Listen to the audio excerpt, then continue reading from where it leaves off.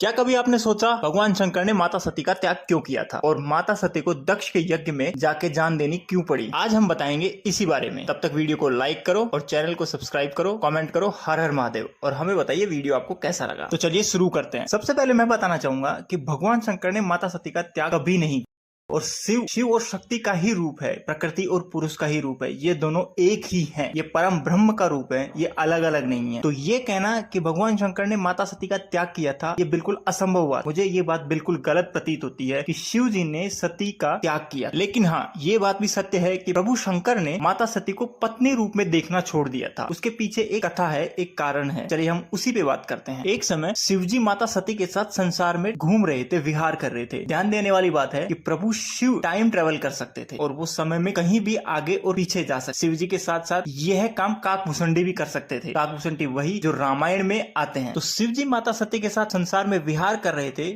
उस समय और उस स्थान पे जाते हैं प्रभु श्री राम माता सीता की तलाश में लक्ष्मण के साथ वन में घूम रहे।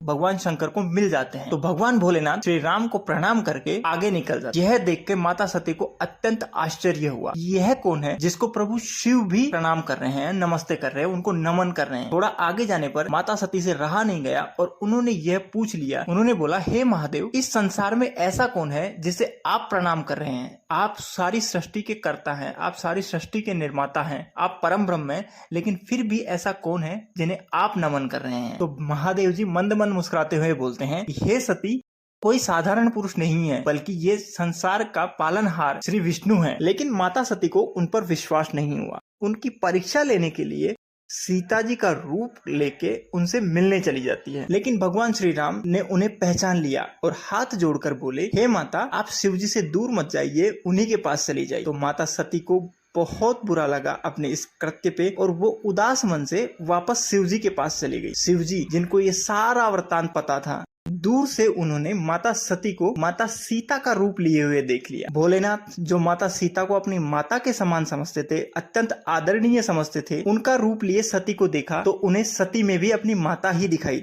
उन्होंने ये निर्णय लिया, उन्होंने ये विचार किया कि अगर मैंने सती को अब पत्नी की तरह देखा तो यह संसार में बहुत से विकार उत्पन्न करेगी, इसीलिए मुझे इनसे दूर ही रहना उचित है। यह विचारते हुए दोनों सती और शिव जी कैलाश पर्वत पर आ गए। कैलाश पर्वत पर आकर शिव जी समाधि में लीन हो गए। लेकिन दूसरी तरफ सती के पिताजी और ब्रह्मा जी के पुत्र प्रजापति दक्ष ने एक महान यज्ञ का आयोजन किया और उस यज्ञ में शिवजी को छोड़कर सभी देवी देवताओं और भगवानों को बुलाया। यह जानकर माता सती बिना बुलाए दक्ष के यज्ञ में पहुंच गई। लेकिन क्या आप जानते हैं, प्रजापति दक्ष ने अपनी पुत्री और अपनी पुत्री के पति यानी सती और महादेव जी को क्यों नहीं बुलाया? अगर आप ये जानना चाहते हैं उन्होंने ऐसा क्यों किया, कमेंट करके हमें बताएं। जब माता सती दक्ष की यज्ञशाला में पहुंची तो वहां सभी के स्थान और सभी के भाग देखे, लेकिन शिव जी का ना तो वहां स्थान था और ना ही वहां शिव जी का कोई भाग था। यह देखकर माता सती अत्यंत क्रोधित हुई और सभी देवताओं को धिक्कारते हुए वह यज्ञ की हवन कुंड में आहुति के रूप में अपने आप को समर्पित कर दिया और अपने प्राण